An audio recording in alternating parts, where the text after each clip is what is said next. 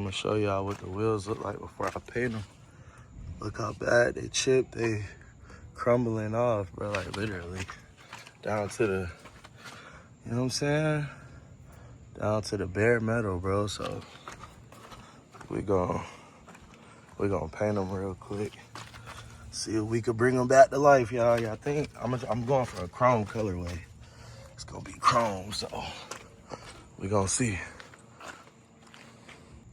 All right, y'all, so this is what the wheels look like after I use the 80 grit sandpaper. I'm about to go on to the 400 grit next, and then after that, 1,000. Then we could lay the primer and start laying them coats on there. Let's get it. All right, y'all, so this is how it look after the 400 grit sandpaper. Last but not least, we got the 1,000 grit. We about to go knock it out. Let's see it. All right, y'all, this is how it look after all the sanding. I did 80 grit, 400 grit, and 1,000 grit. And now I'm about to go ahead and prep the wheel and the back of the wheel so I could lay the primer. Then after we do the primer, we're gonna do the coats. We're gonna see how it turn out, man. Let's get it. All right, y'all, this is the final.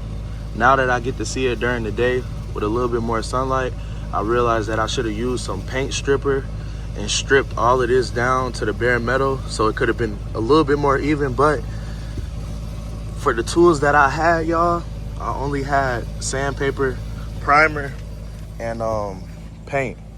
I still say she came out pretty good for what I had. You know what I'm saying?